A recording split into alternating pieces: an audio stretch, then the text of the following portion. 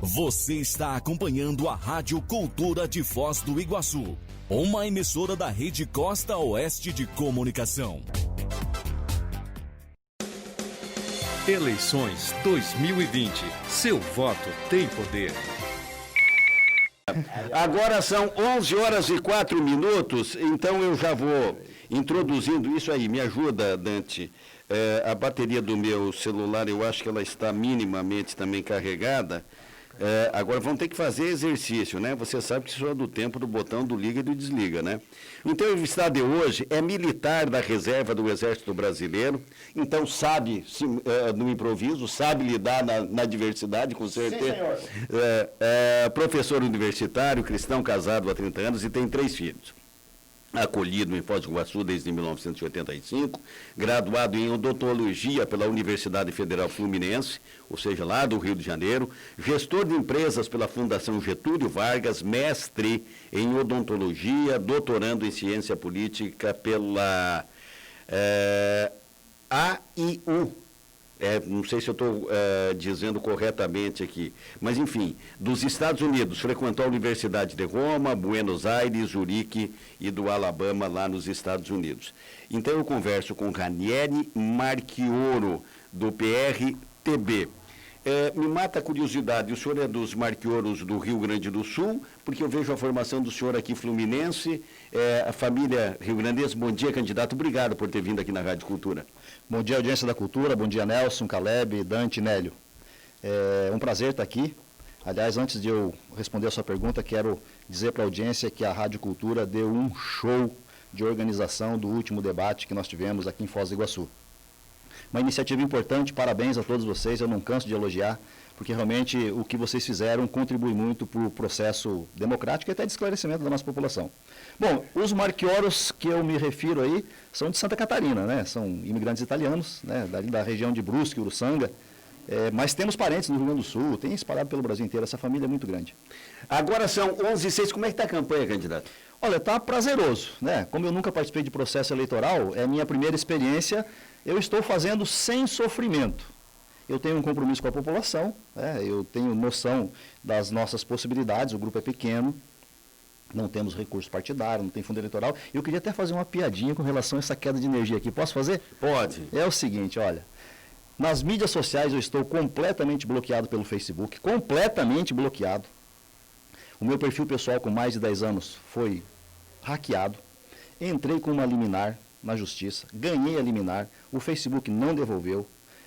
Entrei no STJ, no tribunal, ganhei a liminar, ele não devolve, não consigo impulsionar nada, nem pagando, nem cumprindo a legislação.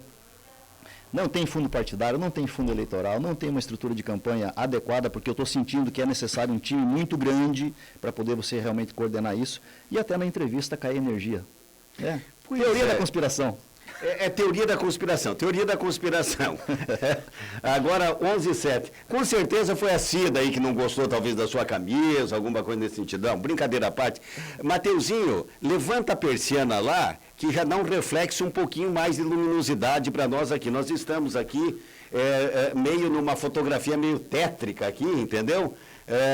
Com a lanterninha dos nossos celulares aqui, dos smartphones, ligada para a gente entender alguma coisa. Ô, Nélio, mas vamos no improviso. Nélio, diga lá. Pois não, é que a gente volta no modelo rádio antigo, ou seja, só o áudio, não a imagem, né? O candidato, me parece, assim, por aquilo que se ouve, por aquilo que pessoalmente também acompanhei, a tua pessoa parece... Onélio, desculpa te interromper, eu vou fazer uma proposição aqui ao candidato. Candidato, nós estamos com uma dificuldade que o senhor está encontrando e que os demais candidatos não encontraram.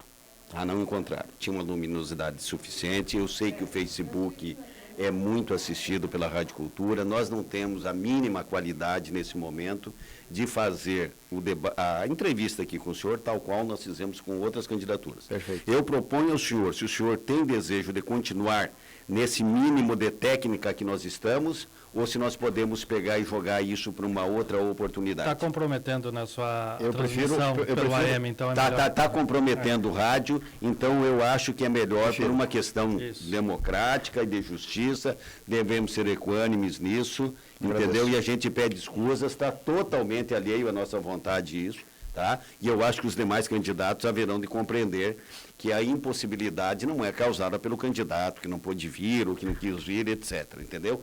É uma falha que é para ele candidato, não é causada aqui por nós, a energia, não sei o que houve, Valdir, mas, né? É problema do transformador da Copel, alguma eu coisa acho que assim, então eu acho que devemos ser justos com o senhor. Perfeito. E eu agradeço muito a presença do senhor. Eu acho que é melhor assim, né, Nélio? Claro, depende da compreensão e da aceitação do candidato, mas acho que a proposta mais viável seria essa, se não tivesse voltado energia. Voltou energia. Retiro de pauta a votação, mais uma vez.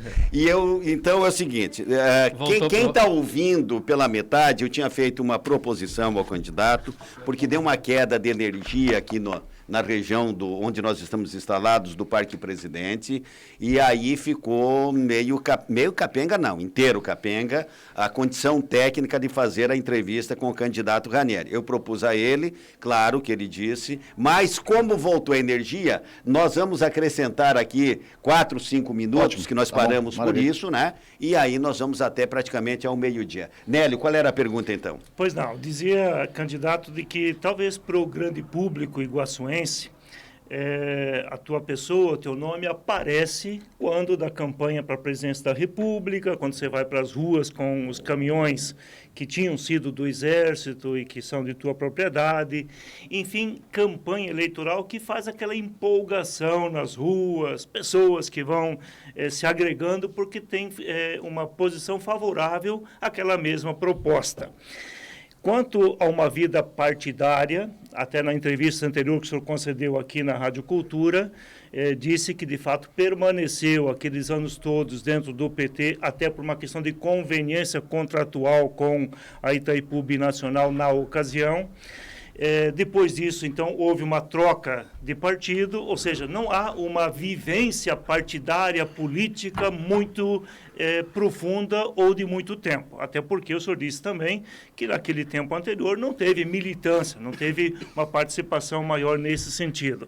Aí vem a pergunta que lhe faço, a questão de ter se empolgado numa campanha presidencial. É o que te levou, na empolgação, a se lançar logo candidato a prefeito em Foz do Iguaçu? Obrigado pela pergunta, Nélio. Muito ao contrário. Eu resisti muito ao fato de aceitar a ideia de ser candidato a prefeito. Eu tenho noção exata do que significa isso. Estou agora, durante a campanha, experimentando de fato o que é a vivência política. De fato, a minha permanência naquele partido, no PT, no meu entendimento, e eu fiz até um teste, viu? Eu cronometrei quanto tempo eu levo para fazer a minha assinatura.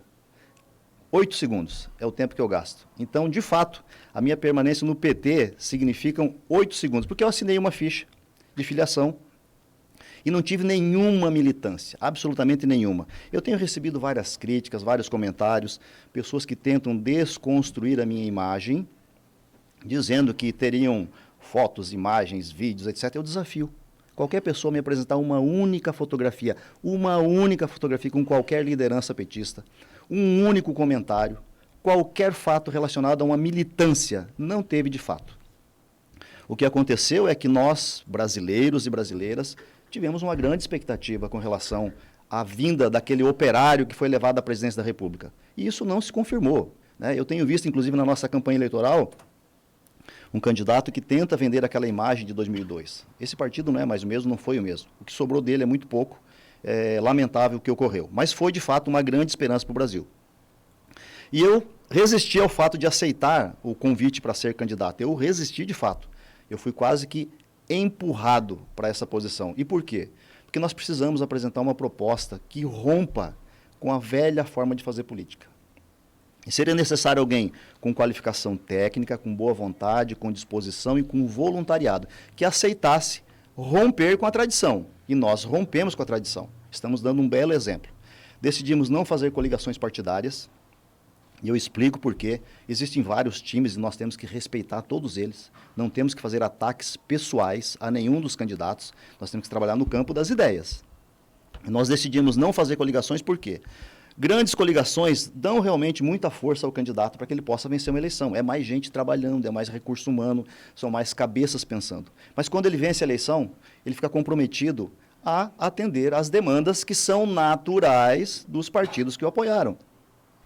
E muitas vezes aquelas nomeações que poderiam ser técnicas ficam comprometidas, elas ficam nomeações políticas e não técnicas.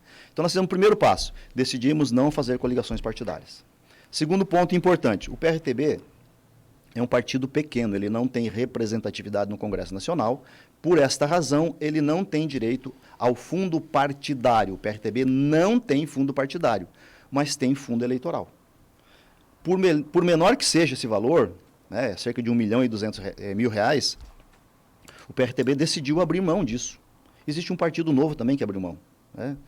E isso é um pequeno gesto, um pequeno exemplo de que nós entendemos que esse recurso público, que é legal, não é ilegal, mas ele é oriundo de impostos, né, que as pessoas trabalharam, produziram, pagaram seus impostos, e nós entendemos que não é correto utilizar isso para financiamento de campanha. Né? Essa foi uma decisão do STF, e nós decidimos fazer por conta própria, com os recursos que temos. E aí nós temos que nos superar onde? Na proposta, na honestidade, na transparência, essa é a nossa ideia. Mas assim, eu nunca pedi realmente de fato, nunca procurei ser candidato, entendo que estou correndo um grande risco, né, de fazer feio, ou também o grande risco de fazer bonito. Nós queremos deixar um legado. Né? Se a vitória vier, vai ser uma consequência, mas especialmente eu acho que a política tradicional de Foz do Iguaçu, e os senhores estão aqui há muitos anos, conhecem a dinâmica, sabem como ela funciona, nós estamos indo realmente num sentido oposto a isso. E acho que a sociedade vai entender muito bem esse recado e talvez surpreenda. Vamos ver.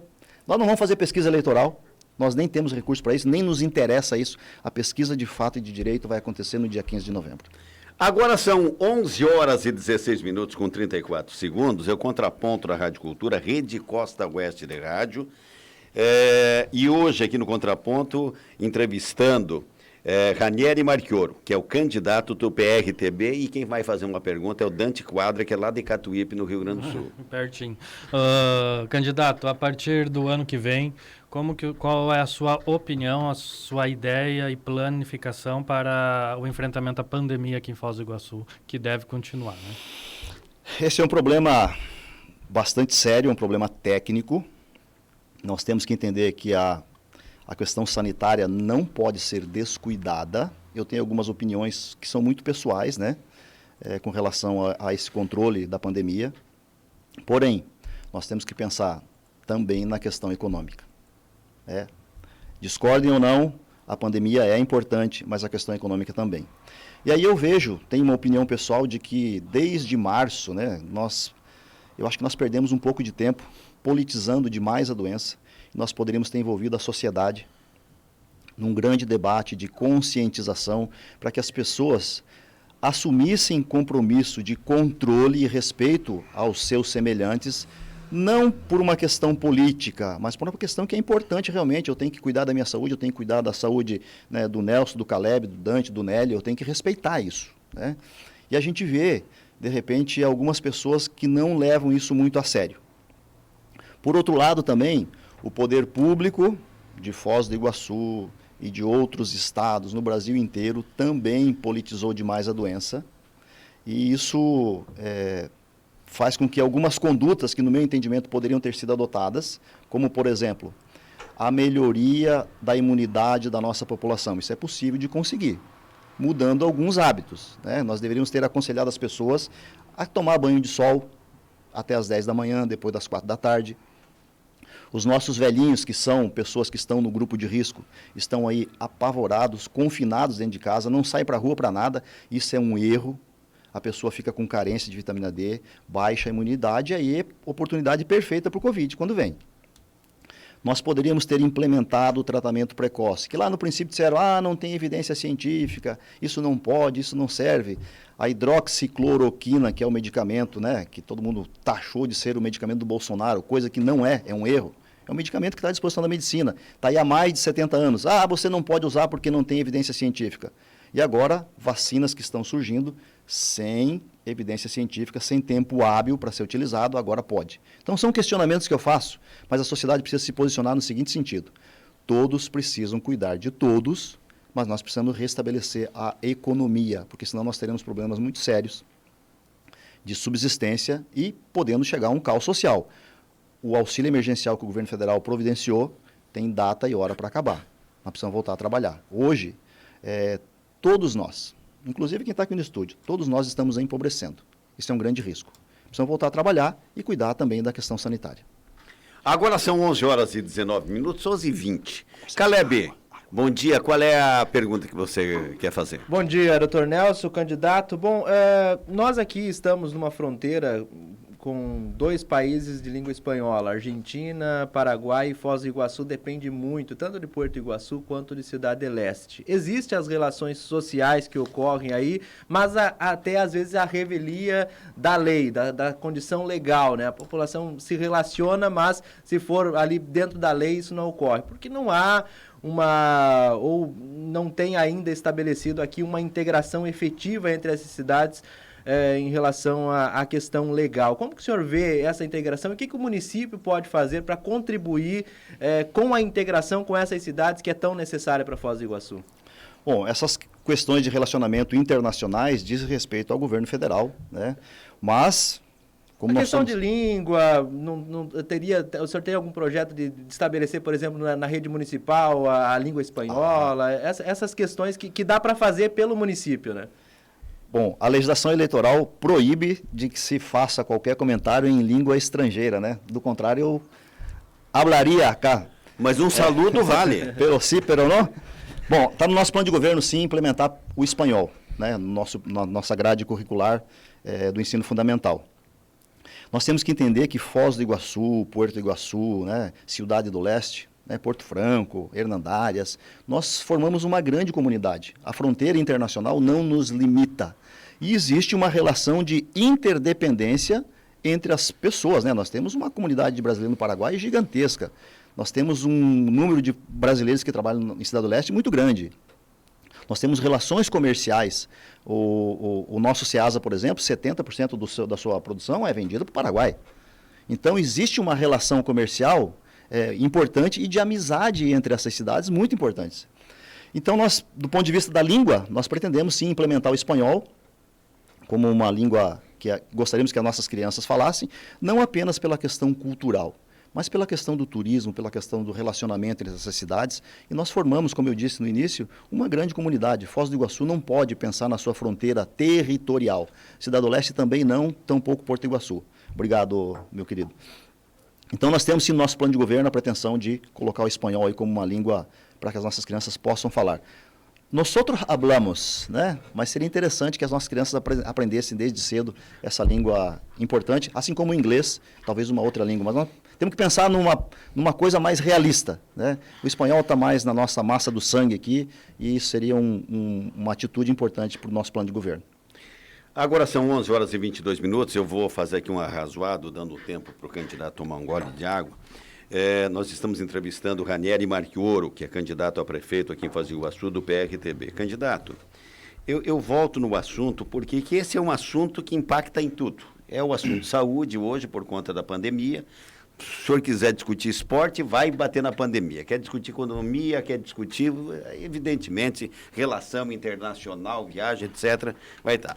Eu observo com uma certa apreensão, e eu nunca me autorizei, o senhor é um homem com formação acadêmica na saúde, com certeza não é falso modesto aqui, não, com certeza mais abalizado que eu. Mas eu observo com muita preocupação a questão do que está acontecendo na Europa, por exemplo, né? E às vezes, quando vem dados de um ou outro rincão, você fica com uma certa desconfiança, mas não é possível que a Alemanha, nesse momento, a França, nesse momento, a Itália, nesse momento, a Holanda, nesse momento, estão falando em fechamento novamente de setores da economia, sobremaneira aqueles que aglomeram pessoas e tal, né? Isso atinge a área dos bares, dos restaurantes, nem se fala em eventos, né, que vai... E isso, como diz o senhor, todo mundo empobrecendo nesse momento por conta disso. É inevitável, o senhor diz assim, nós temos que voltar a trabalhar. Mas se o senhor se deparar com uma medida, por exemplo, olha, nós temos que fechar, o que fazer daí? Bom, essa medida, se for necessária, tem que ser discutida de maneira exaustiva. Ou o que o senhor diz ou imagina que nós poderíamos dizer assim, para não chegar nesse estágio? Educar a nossa população, porque a transmissão acontece sob certas condições. Eu vou abrir um tema polêmico aqui, que é a utilização de máscaras. Nós entendemos que a máscara nos dá uma segurança. Como profissional de saúde, habituado a estar no centro cirúrgico, eu digo para os senhores e para as senhoras que nos escutam, a forma como nós estamos utilizando máscara está completamente equivocada. Primeiro, que a máscara tem um prazo de validade, um prazo de utilidade. E é uma máscara específica. Eu vejo, estou na rua, convivo com as pessoas, e as máscaras estão extremamente sujas, inadequadas. Então, ela não protege a pessoa que está utilizando. Então, a máscara é importante? Sim. Quais são as vias de contaminação? Boca, nariz e olhos. Não acontece pela pele. Então, se você tem que utilizar uma máscara, e eu vou voltar aqui ao centro cirúrgico, você deveria estar utilizando também um óculos de proteção. Porque você pode estar protegido pela máscara, boca e nariz, mas os olhos estão expostos. Então, é importante que nós eduquemos a nossa população para a utilização correta dos EPIs, o equipamento de proteção individual. E, por outro lado, trabalhar um pouco mais a questão da conscientização. Ou seja, eu tenho que guardar a distância das pessoas. Se eu estou saudável, no meu entendimento, não há necessidade de eu utilizar um EPI. Quem tem que utilizar o EPI? A pessoa que está doente. Mas se a pessoa está doente, ele tem que estar em isolamento, recebendo o tratamento precoce. Eu preciso melhorar a condição da imunidade para impedir que a transmissão dessa doença aconteça e que essa doença se agrave. Então, são muitos pontos importantes. Eu acho que a humanidade está trabalhando da maneira errada na forma de enfrentar a doença. Agora, é difícil você nivelar o conhecimento e a compreensão das pessoas, especialmente em países como o nosso, onde nós temos uma diferença cultural muito grande. Agora, é um problema muito preocupante para quem for a autoridade pública, seja federal, estadual, municipal. A guerra vai determinar a estratégia. Agora são 11 horas e 26 minutos, eu vou me permitir fazer a última pergunta aqui antes do intervalo. Agora me fugiu o raciocínio porque eu estava exatamente engaropado naquilo que o senhor estava dizendo. Mas eu quero dizer o seguinte, para inaugurar, digamos, já para a segunda rodada, as questões mais políticas da campanha. Candidato, me parece que é óbvio, quem sou eu aqui para dizer ao senhor, mas me parece que é muito óbvio. Eu quero ocupar aquele espaço ali porque quem está, ainda que esteja fazendo bem, poderia fazer melhor, ou não está fazendo de acordo. O que não está fazendo de acordo a administração em Foz do Iguaçu? Bom, eu tenho discordâncias, não apenas desta administração. Se você analisar o histórico de administrações de Foz do Iguaçu, eu acho que nós poderíamos fazer de uma maneira diferente. Por uma razão simples. O Brasil está experimentando pela primeira vez, todos aqui sabem que eu sou defensor do governo Bolsonaro, sou um defensor aberto, fui para as ruas. Tenho, sim, um ponto de vista pessoal que também não é influenciado por ele. Eu tenho uma dinâmica, eu sou um gestor de empresas. Na empresa, se você não fizer a gestão correta e com resultado, você paga a conta e você fecha as portas. O município não fecha as portas, mas ele joga o prejuízo, ele joga a conta para o lombo do contribuinte. Eu vou usar a palavra lombo aqui, porque eu quero que todas as pessoas entendam que estão nos ouvindo, e eu sei que a audiência é grande. E eu vejo que ao longo do tempo, historicamente, Foz do Iguaçu tem tido administrações municipais que deixam a desejar. Existem problemas seríssimos na Previdência, nós temos problemas sérios no transporte público, nós temos problemas sérios na saúde, nós temos problemas sérios na educação. Por mais que se venda a ideia de que está tudo bem, nós sabemos que não está. Quando você vai comparar com padrões não vou nem padrões internacionais, eu vou falar de padrões de outros municípios brasileiros.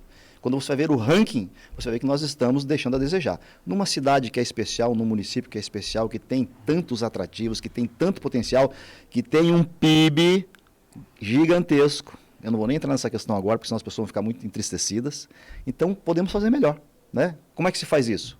De várias maneiras. O primeiro ponto que foi crucial para que eu estivesse aqui candidato, eu exigi e nós vamos fazer, que é a instalação de um sistema de gerenciamento integrado para a governança de cidades inteligentes. Vou traduzir isso para a pessoa que está ouvindo. A prefeitura tem sistemas de gestão, né, informatizados, mas que não conversam entre si. E isso para o gestor é muito complicado, porque às vezes o gestor não tem condições de saber em tempo real exatamente tudo o que está acontecendo naquele momento. A Prefeitura Municipal de Foz do Iguaçu é a maior empresa de Foz. Tem praticamente 6 mil funcionários. É impossível você fazer a gestão disso se você não tiver um controle rigoroso. E esse controle apenas acontece quando tem um servidor de dados analisando em tempo real tudo aquilo que está acontecendo. Esse é um dos pontos. Por outro lado, eu vejo, por exemplo, que na saúde nós temos um problema que ninguém está abordando, né? A obrigação do poder público é o postinho de saúde, é o UPA, é a atenção básica. As questões mais de alta complexidade são obrigações do Estado do Paraná. Eu quero discutir sim a questão do hospital municipal. Se ele deve ficar na mão do município ou se ele deve passar para o Estado como hospital regional ou transformá-lo em um hospital universitário, uma vez que nós temos aqui um curso de medicina. São questões para serem discutidas, né? Vamos discutir com a sociedade? Vamos discutir. Vamos chamar pessoas que têm grande saber? Vamos discutir isso. Não é uma decisão pessoal minha ou do prefeito. Tem que ser discutido com a sociedade. O que é melhor? A Constituição obriga, né, que o município invista pelo menos 15%. Foz do Iguaçu investe muito mais, investe 30%. E nós temos um déficit. Se você for medir a satisfação das pessoas, não é boa. Nós temos filas gigantescas. Não quero achar o culpado aqui, tá? A culpa é do prefeito, é do outro. Não interessa isso. Interessa é achar a solução. Nós temos filas gigantescas para consulta de especialidade, fila para exame, cirurgias eletivas que foram suspensas, a demanda reprimida é gigante. Então, o desafio do próximo prefeito vai ser muito maior do que tem sido agora. Agora são 11h31, eu vou para o intervalo comercial e eu volto entrevistando o Ranieri Marchioro, candidato do PRTB a prefeito de Foz do Iguaçu. Agora são 11h34, 20 segundos, Rede Costa Oeste de Rádio, Rádio Cultura de Foz do Iguaçu, AM 820. E nesta rodada de entrevistas com os representantes de 9 candidaturas, são 8 homens, uma mulher candidata a prefeita aqui em Foz do Iguaçu. Hoje é a vez e honra nossa de estar entrevistando o Ranieri Marchioro, do PRTB, candidato a prefeito por Foz. Nélio, é você quem pergunta. Pois não, candidato, eu sei que esse tempo pré-campanha, até o dia 15 de novembro, toda a fala e todo o esforço é para dizer: eu quero ser prefeito, tenho condições, vou assumir, eu vou ser o eleito. Mas eu vou dar uma apelada para a sua sinceridade. Mais do que essa questão de eventualmente ser o candidato eleito, é uma proposta de ocupação de espaço e começar uma jornada política pelo próprio partido? Eu nunca tive essa pretensão. Mas não podemos negar também, né, que se houver uma aceitação da sociedade numa parcela razoável, é possível que se pense nisso, né? Foz do Iguaçu, e os senhores que trabalham com a imprensa sabem disso, existe um vazio, né, de representatividade no campo estadual, federal, para os próximos anos. Aliás, nós sempre tivemos uma dificuldade, né?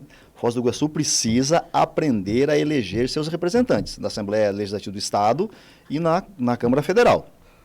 Não podemos ter a pretensão de Senado aqui, acho que uma pretensão muito audaciosa. Mas eu acho que se nós deixarmos um bom legado, a sociedade vai pedir isso. Mas eu não tenho isso como uma pretensão pessoal, nunca tive isso, né? Na verdade, eu estava muito bem no meu trabalho, na minha empresa, trabalhando com a minha escola. Estou abrindo mão de receita, porque pode ter a certeza, né, que a minha função profissional me renderia muito mais do que um salário de prefeito. Aliás, na última entrevista que eu tive aqui, eu até propus a redução do salário do prefeito, única e exclusivamente do prefeito, né? Eu estaria disposto a fazer isso como um gesto, né? E naturalmente que os adversários já aproveitaram isso, já jogaram para os funcionários públicos: olha, o prefeito, o Ranieri se eleito, vai mexer no salário do funcionalismo. Isso não pode acontecer, isso depende de lei, são direitos adquiridos, né? É impossível isso. Mas, respondendo a sua pergunta, eu acho que está no horizonte, sim, eventualmente uma contribuição no sentido de, numa futura candidatura, colaborar com a cidade. O meu propósito não é pessoal, é de colaborar e contribuir com a minha cidade, a cidade que me acolheu. 11h36, Dante. Ok, candidato, na área de educação, qual a sua opinião e qual o seu plano de governo para a educação fundamental aqui em Foz do Iguaçu, que é de responsabilidade do prefeito? Bom, eu tenho conversado muito com os professores, eu tenho conversado com o sindicato a respeito das dificuldades enfrentadas e, independente do que vai acontecer no próximo ano, nós teremos problemas muito sérios que ninguém está falando sobre isso. Eu vou, talvez pela primeira vez, falar isso aqui agora. Com relação à educação. Nós sabemos que a sociedade está perdendo receita, está empobrecendo. Muitos pais não terão condições de colocar os seus filhos na escola particular. E aí a pergunta que talvez eu esperaria é a questão do retorno às aulas, né? A questão presencial. Está na lista aqui, então tá na lista? você responde. Então está na lista? Ótimo. Então, veja, eu tenho conversado com os professores. O que acontece? Eu sou professor. Então eu conheço toda a dinâmica da sala de aula e os nossos professores atualmente e a massa de professores com relação ao número de funcionários públicos é muito grande, né? Cerca de 30% são professores. E o nosso professor está reaprendendo a forma de ensinar. Ele está sendo obrigado a ir para trás de um celular, de uma câmera, gravar aulas virtuais. Os nossos professores estão usando os seus equipamentos pessoais. Alô, prefeito? Né, seus equipamentos pessoais, estão usando a sua internet da sua casa para poder fazer isso, é uma obrigação do poder público. Nós precisamos pensar também que os alunos que estão lá do outro lado precisam ter acesso à internet, e nós sabemos que a periferia, aquelas crianças mais humildes, mais pobres, às vezes não tem nenhum celular, não tem internet, estão completamente fora do processo educacional. Então, independente do que vai acontecer, nós precisamos pensar também no seguinte, e agora eu vou abordar uma questão. Qual é o número de professores que estão no grupo de risco? Que com a volta às aulas presencial estariam expostos eventualmente ao Covid? É um outro problema. Então, nós precisamos encontrar uma solução compartilhada que atenda a todos os interesses. As aulas presenciais, eu acho que são muito mais interessantes do que as virtuais, porque as virtuais, o aluno pode perfeitamente estar logado, e não estou nem ensinando malandragem para o aluno, porque eles sabem muito, essa molecada de hoje é danada, viu? Eles ficam logados, mas às vezes não estão nem acompanhando o conteúdo que está sendo passado. Então eu tenho uma preocupação muito grande. Eu gostaria sim de que as aulas fossem presenciais, que nós tivéssemos condições de atender essa demanda, né, de alunos, inclusive essa demanda reprimida e nova que virá por conta da queda na renda. É natural que isso vai acontecer. Mas nós temos que pensar também na questão de proteger a saúde dos nossos professores e professoras que estão no grupo de risco. E esse número é muito grande. Então, hoje, se nós pensarmos na proteção dos professores que estão no grupo de risco, seria inviável a volta às aulas presenciais. São 11 horas e 39 minutos. É contigo, Caleb. Ainda nessa questão de educação, mas falando da educação inclusiva, o que o senhor pensa, qual que é a proposta em relação a isso, de inclusão social? Até tem uma lei aqui que estabelece, por exemplo, intérprete de Libras nas instituições públicas do município, que não é acatada essa lei. Como que o senhor vê isso? Nós temos conversado, e a pergunta foi muito feliz, porque nós temos um relacionamento com a comunidade dos surdos mudos de Foz do Iguaçu interessante. E eles têm reclamado não apenas isso, eles que são pessoas com deficiência, né? Nós não devemos mais falar portador, pessoas com deficiência. E eles têm reclamado essa necessidade de incluí-los no mercado de trabalho. Nós precisamos de cursos profissionalizantes para essa classe social, fazer essa política inclusiva, e inclusive eu pergunto o seguinte: como é que uma pessoa que é portadora, né, que é surdo-mudo, é atendida, por exemplo, num posto de saúde? Vai na unidade de saúde básica. Como é que ele se comunica? Não tem ninguém do outro lado com capacidade para atendê-lo dignamente na linguagem de sinais, né? É por isso que eu quero pedir, inclusive, né, usando a câmera aqui, né? Então, eu acabei de me comunicar com a comunidade dos surdos mudos. Eles não usam o termo surdos mudos, surdos, surdos. Até isso, perfeito. Né? Mas eu acabei de me comunicar com eles aqui usando o sistema de transmissão pelo Facebook. Com certeza, e eu pedi voto por 28, tá? Então veja que essa linguagem dos sinais ela é importantíssima. E o poder público teria a obrigação de prever isso. Na verdade, até tem lei para isso. As pessoas é que não cumprem. né? Então nós teremos sim uma preocupação de trazer cursos profissionalizantes, fazer a inclusão deles no mercado de trabalho. Agradeço a correção que você me fez, eu sou um eterno aprendiz, tenho humildade para aceitar quando erro, né? E vou me policiar. Então essa preocupação existe, está no nosso plano de governo, mas especialmente nós temos nesse momento conversado com eles, ouvindo as demandas, né, porque você não sabe tudo, né, você tem que ouvir as pessoas, ouvir as suas queixas e tentar traduzir isso em solução. Mas é uma coisa que está prevista sim, nós temos essa preocupação e mais do que isso, eles merecem esse respeito. Para encerrar o assunto educação, ou pelo menos da minha parte, né, 11h42, eu faço uma pergunta para o senhor seguinte, são dois assuntos, um assunto que é de hoje, é para hoje, que é a instalação de colégios cívicos militares, é da alçada do governo do estado, mas impacta, evidentemente, na nossa cidade.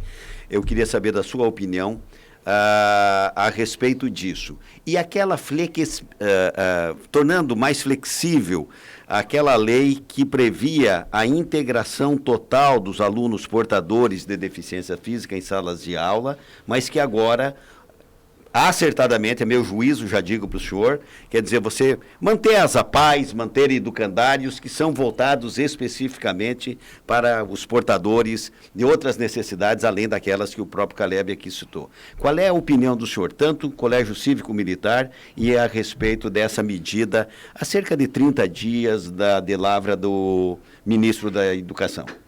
Bom, eu vou dar minha opinião inicial sobre as escolas cívico-militares. Eu sou completamente favorável, por uma questão simples. Eu sou militar, né, eu convivi dentro dos quartéis por muito tempo, tenho uma formação militar, e hoje eu não sei quanto das nossas crianças e adolescentes estão nos ouvindo, mas essa molecada hoje está danada de ser controlada. E é necessário, né, que você tenha e imponha alguns limites que ao longo do tempo parece que nós entendemos que não são mais necessários. Essa questão da liberdade total, que pode fazer tudo, eu não concordo com isso, né? Eu fui educado, acredito que a maioria foi educada aqui, com limites. E o limite não faz mal para a criança, ao contrário, né? Os psicólogos mostram e demonstram que às vezes a frustração educa muito mais. Não que o colégio vá fazer isso, mas um colégio cívico-militar, que é uma parceria do Ministério da Educação com o Ministério da Defesa, fazendo uma combinação entre a escola tradicional e a escola militar, ela é muito produtiva e eu tenho certeza que vai formar uma geração de homens e mulheres mais produtiva do que está acontecendo hoje. Hoje o aluno da escola particular um pouco menos, mas da escola pública não tem alguns, né, não podemos generalizar, alguns não têm nenhum respeito pelo professor, pelo diretor, né? Respeito com horários, não tem compromisso, não tem meta, faz exatamente tudo aquilo que quer porque ele entende que tem essa liberdade. Eu não concordo com isso. Nós precisamos impor limites, né? As grandes nações do mundo que cresceram e que foram de sucesso têm na educação um fundamento importante. Com relação a essa questão das pessoas com deficiência, nós visitamos a APAE, conversamos com a APAE, ela tem, e outras entidades que dão assistência a pessoas. Esse é o ambiente adequado, porque eles são especialistas nisso, né? Dentro da nossa rede pública, nós precisamos também implementar as equipes multidisciplinares. Hoje o professor de primeira a quarta série, né, ele é sobrecarregado, especialmente esse. Por quê? Ele, além de ser professor, ele precisa ser psicólogo, mas às vezes ele não é especialista nisso, né? Ele precisa ser o assistente social, ele não é especialista nisso. Ele tem que fazer o papel de fonoaudiólogo, não é especialista nisso. Então o professor fica muito sobrecarregado. Isso gera estresse, isso gera doença, isso gera afastamento do trabalho. Então nós temos que ter uma preocupação de deixar o problema na mão daquele que é mais especializado. E essas entidades é o ambiente recomendado. Agora precisam de apoio, viu? Eu estive lá na PAE, eu verifiquei que realmente a situação deles é crítica, é precária, e eles prestam um serviço de um valor inestimável. Agora são 11h46, é você, Nélio. Pois não, candidato, ainda na questão das escolas cívico-militares, mas eu vou botar algumas perguntas na sequência. É favorável a nomeação por parte do governador dos diretores e não da eleição? Essa é uma. Outra, na questão que envolve aí é mais para o lado econômico, da necessidade de mais professores, professores que têm grupo de risco fiquem fora da sala de aula, tem que contratar outros, tem que botar intérprete de Libras em todos os postos de saúde, em todas as UPAs, em todas as escolas. Economicamente, como é que viabiliza o ideal com aquilo que é possível? Bom, vou tentar responder as perguntas fatiadas, né? Isso. Tudo que é imposição, eu tenho uma certa restrição. Nós vivemos um ambiente democrático, acho que não há necessidade de impor o diretor, né? Isso, eu acho que dentro de uma mesa de negociação, uma imposição, né, se converte em uma solução compartilhada. Não vejo necessidade de imposição, a menos que não exista uma opção viável, né, para você, naquele primeiro momento, implementar. As escolas cívico-militares têm uma dinâmica um pouco diferente da escola normal, e às vezes é necessário, né, que o governador coloque uma pessoa da sua confiança ou com competência técnica para que realmente a escola se transforme no seu objetivo final. Recursos financeiros para custear o sonho, né? Isso. Isso é uma questão que nós podemos encarar por um outro ângulo. Primeiro, vamos entender de onde vem o recurso público que o gestor utiliza. O recurso público ele é oriundo de imposto, taxas. E para que você tenha garantido essa condição de recurso no caixa do município, do Estado ou da União, é preciso que você dê oportunidade dos empresários, dos empreendedores, daquelas pessoas que produzem riqueza, trabalharem com liberdade, na forma da lei, mas trabalharem com liberdade. Hoje o poder público, no meu entendimento, tem criado algumas dificuldades para o setor produtivo. Então é preciso, num primeiro momento, que o poder público entenda que a única função, a única finalidade do poder público é tornar melhor a vida das pessoas. Então ele precisa facilitar a vida do empresário, precisa facilitar a vida do empreendedor, dar liberdade para ele poder trabalhar. Ele podendo trabalhar, ajustando o mercado, ele será mais produtivo, vai pagar os seus impostos, que aí sim nós teremos recursos financeiros para bancar o sonho. Então o primeiro problema que nós temos que atacar é facilitar a vida de quem produz e de quem paga imposto. Esse é o meu entendimento com relação a essa questão.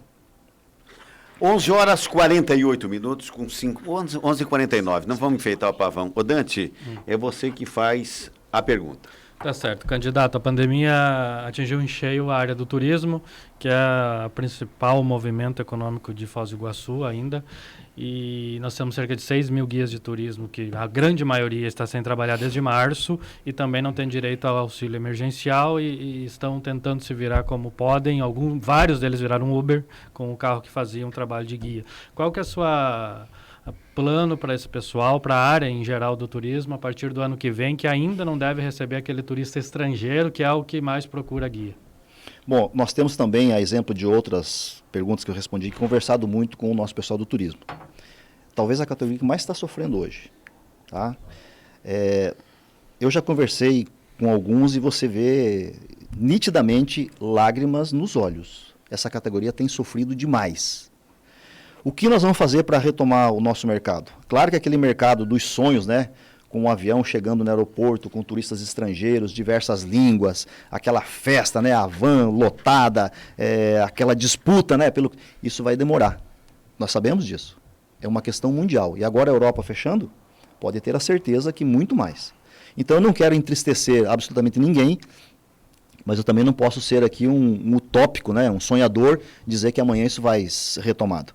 O que nós temos que fazer, de fato, para tentar pensar numa solução mínima para esse momento? Talvez pensar no turismo interno, né? A cidade tem que oferecer uma condição de segurança razoável para que o turista se sinta seguro para viajar. Está todo mundo louco para viajar, eu quero viajar. E adotando medidas de proteção onde o turista interno se sinta seguro, nós temos que pensar em promoções, a rede hoteleira tem que pensar em promoções, o poder público tem que contribuir nesse sentido. Então é um problema sério que aflige uma grande categoria, mas principalmente quero aproveitar o gancho dessa pergunta. Quando o turismo for retomado, nós precisamos mudar as regras que regulamentam o turismo de Foz do Iguaçu. E eu vou explicar como é que isso funciona. Hoje nós temos uma lei que deveria proteger o nosso mercado. O mercado do turismo de Foz do Iguaçu é nosso. O mercado de Foz do Iguaçu é nosso. Nós não podemos permitir que outras pessoas venham de fora para cá explorar o nosso mercado. Exemplo, Hoje, um ônibus de turismo vem de fora, traz o seu guia, faz os passeios dentro da cidade e vai embora. Na nossa gestão, no nosso governo, isso vai modificar. Eu quero o turista, eu quero o ônibus que o traga para cá, mas esse ônibus que veio de fora vai ficar no estacionamento. E esses passeios acontecerão utilizando a frota local com um guia local. Tá? Isso não é nenhuma novidade. Outras cidades que exploram o turismo fazem isso e nós precisamos fazer isso aqui também. Agora são 11 horas e 52 minutos. Caleb. Bom, candidato, em relação, até nessa área aí de economia, né, a gente depende muito do turismo aqui. Faz algum tempo que vem se discutindo a diversificação da matriz econômica de Foz do Iguaçu e isso não ocorre. Nós chegamos aí na pandemia e a principal atividade é o turismo, parou praticamente a cidade toda, porque aí envolve o comércio, e aí teve a questão da fronteira fechada também, que agravou ainda mais a situação. O que dá para fazer nessa situação de diversificação da matriz econômica de Foz do Iguaçu já a partir do ano que vem? Bom, o primeiro ponto, não fugindo da sua pergunta, eu gostaria de lembrar as pessoas que o nosso principal produto é o turismo, continuará sendo o turismo, e nós não podemos esquecer do turismo e pensar apenas na diversificação, ou na ampliação da nossa matriz econômica. Uma das soluções que nós podemos fazer aqui, e trabalhar um pouco mais, temos uma vocação para um polo educacional. Melhorar a UNILA, melhorar a UniOeste, as universidades que estão aqui, ou criar facilidades para que um polo educacional seja implementado em Foz do Iguaçu. Uma outra ideia que Foz do Iguaçu briga há décadas, é a ideia de atrair indústrias para Foz. Por uma questão de logística, nós temos que pensar que nenhum grande empresário vai sair, por exemplo, de São Paulo, vir para Foz do Iguaçu, transportar matéria-prima para cá, para industrializar e voltar para um grande centro consumidor. Isso não tem lógica empresarial nisso. Talvez deveríamos pensar nos produtos que ingressam no Brasil, pelo Paraguai, pela Argentina, vindo do Chile, e talvez pensar em agregar valor nesses produtos. Seria uma saída. Nós temos uma pretensão ousada aqui, e eu vou falar um pouquinho sobre grafeno. Nós temos nos Estados Unidos, especificamente na Califórnia, o Vale do Silício. E aliado a universidades que existem lá, criam-se muitas startups, pessoas inteligentes, pessoas que são criativas, estão lá para criar novos produtos e novos negócios. E promover algo, é uma palavra que inclusive não tem no dicionário da língua portuguesa, promover a disruptura. E o que é a disruptura? É quando você cria uma nova tecnologia, você cria um novo produto e isso derruba uma tecnologia mundial. Então eles têm alto valor agregado, capacidade técnica para desenvolver novos produtos, e o Vale do Grafeno, o grafeno é um derivado do grafite, inclusive foi objeto de uma fala importante do presidente Bolsonaro na época da campanha, é o produto talvez mais cobiçado no mundo, mais estudado, as empresas estão investindo pesado para conseguir produzir essa matéria em escala industrial. Nós temos em Foz do Iguaçu um professor que tem um invento já à base de grafeno, é um produto acabado, ele acabou de assinar um contrato para exportar esse produto para os Estados Unidos e mercado europeu, e nós precisamos de uma fábrica. Então nós gostaríamos de atrair uma fábrica, mas que tipo de fábrica eu posso atrair para cá? Qualquer uma que não faça perder a nossa identidade com a natureza. Então tem que ser indústrias não poluentes, indústrias limpas e que de preferência façam produtos tecnológicos de alto valor agregado. Nós temos aí a Itaipu Binacional como uma parceira, o diretor-geral de Itaipu, o general Silvio Luna, tem se mostrado um grande parceiro de Foz do Iguaçu. Eu tenho certeza que uma proposta como essa, sendo levada a ele vai ter a sensibilidade de analisar e cooperar. Nós temos aqui o PTI, nós temos aqui a UNILA, nós temos a UniOeste, nós temos capital intelectual, nós temos que melhor aproveitar isso. Isso levaria uma diversificação da nossa matriz econômica, sem perder a nossa vocação principal, que é o turismo. 11 horas e 55 minutos, possivelmente a última pergunta, candidato, o senhor vai até 11h58 e meio, que eu quero colocar, de certa forma, o senhor já antecipou um pouquinho a minha curiosidade, que é diálogo. A gente ouve, não, eu vou tratar institucionalmente, eu vou tratar de forma republicana, Evidente, o que eu quero dizer? Enquanto Câmara de Vereadores, eu mando um projeto, peço, reivindico alguma coisa, é claro que eu vou ser respeitado, vão me tratar de forma republicana, mas vai ficar na fila dos pedidos dos demais 5 mil e tantos municípios que de forma republicana também estão pedindo, de forma institucional. Evidentemente que se aqui em Foz do Iguaçu, por toda, se diferencia da absoluta maioria, ou quase na totalidade dos demais municípios do Estado, que é a presença do governo federal. O que o senhor leva de vantagem pessoal para fazer esse diálogo, conforme o senhor disse? Olha, eu vou lá, converso com o general Luna, né? Vou lá, de repente, converso com alguém. O que é que o prefeito vai precisar, principalmente por esse cenário que o senhor também desenha, que o senhor, digamos assim, resume? Estamos empobrecendo. Como é que nós vamos reivindicar? Como é que o senhor vai estabelecer esse canal com o governo federal? Que não é só importante republicamente, institucionalmente, mas vai ter que ter gente que saiba conversar ali. Primeiro eu quero fazer um comentário, porque eu tenho, sim, um bom relacionamento com o diretor-geral de Itaipu, mas ele me pediu que não envolvesse o nome dele na campanha eleitoral. Então, esse comentário que eu fiz, ele é institucional e jamais queria que a audiência interpretasse que foi um benefício pessoal que eu quis tirar desse relacionamento. Eu tenho grande respeito por ele. O que eu vejo, nós estivemos em Brasília em diversas oportunidades, acredito que alguns puderam acompanhar, e estivemos dentro de vários ministérios lá em Brasília, pensando sim na possibilidade de, se eleitos, poder propor em Foz do Iguaçu propostas que seriam executáveis, né? Que estariam lá no horizonte ou no radar daqueles ministérios. Nós estivemos em Brasília, temos um bom relacionamento, né? Até com o vice-presidente da República, que é do nosso partido, inclusive ele gravou o apoio formal à nossa candidatura. Temos um bom relacionamento com o presidente, apesar de que eu não estou utilizando o mote, né, do presidente Bolsonaro na campanha, porque ele nos pediu isso. Tenho visto outros candidatos fazendo isso de maneira indevida e desrespeitosa, sem autorização do presidente Bolsonaro.